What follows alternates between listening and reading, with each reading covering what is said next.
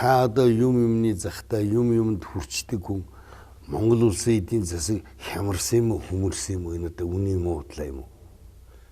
Монголын эдийн засаг хямраагүй. Энэ бол худлаа нэр том юм. За. Ер нь олон улсын одоо бид нартай одоо харьцаж байгаа олон улс гэсэн тийм хямрцсан болохоо байсан байхгүй шүү дээ. Зөвхөн хямруулж байгаа сөөхөн хэдэн хүн бай. Энэ яадаг юм ихтэй зэрэг гаднаас их зээл авлаа тийм ээ. Улсаа барьцаалаа.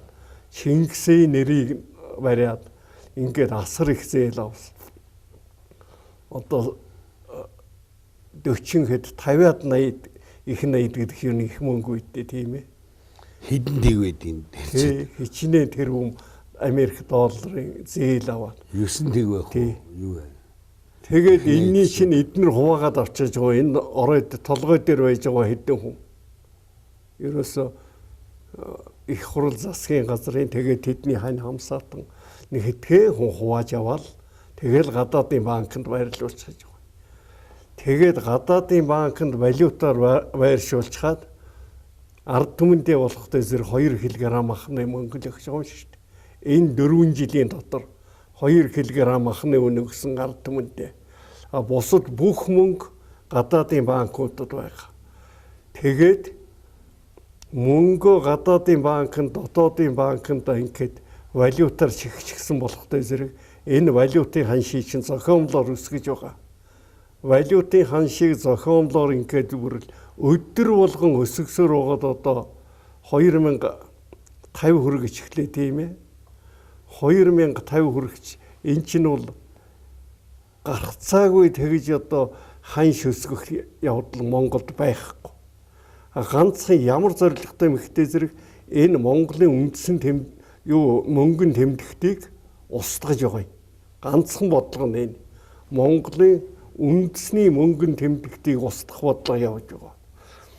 За чи яагаад энэ үндэсний мөнгөн тэмдэгтийг устгах бодлого явуулж байгаа юм бэ? Энэ хэдэн дарга нар чинь ихтэй зэрэг байна шүү дээ. Ерөөсөө улс орноо колон хараат орны байдал шилжүүлэхийн тулд нэг одоо дээдсээс явуулдаг нэг хэдхэн бодлого байдаг.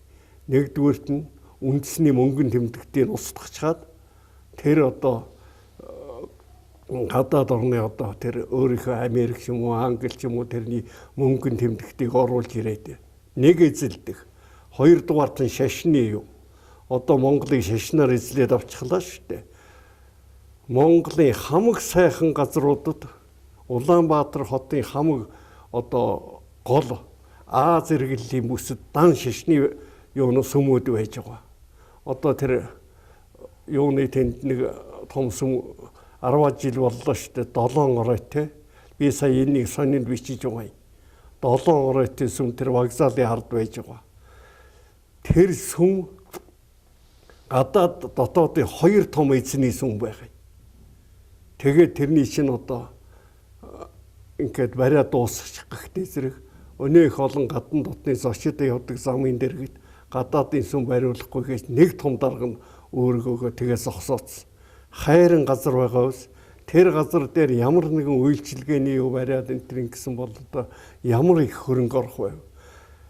Гэх мэтэр Монголыг шашнаар эзэлж явлаа одоо.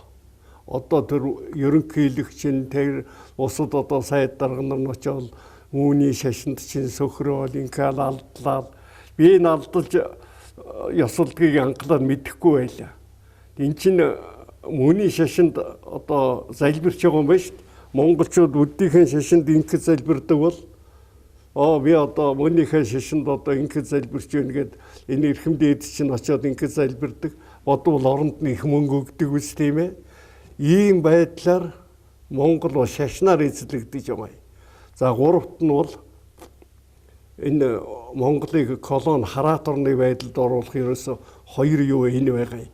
Гурав дахь нь бол тэртээ тэргүй эдийн засгийн одоо хараат байдал. Одоо бүх сайхан ер нь л одоо Монголд сор болсон хэдэн орд газараа гадаадынханд өгөөд хамгийн сүүлд нь одоо нөө ихсийн юутай ноён уула өгөх гэж байна шүү дээ одоо. Өгчлөөдөө бараг нэг худлаа нэг хуурамч одоо нэг хамгаалалтанд аваад Тэгээд ноён уулаа өгөөд ингээл эднэр маань энэ сор газруудаа гадаадынханд өгч баяжаад магадгүй энэ сонгуулийн өмнө юм уу хойно ингээд гадаадад гарцгаана эднэр. Бид нар энэ утаа өнөө баруун одоо юуны өнхий хоёрт л цэвэрлэх байгууламжийн өнхий хоёрт утуулаад ингээд Монголын ард түмэн үлдэж байгаа юм.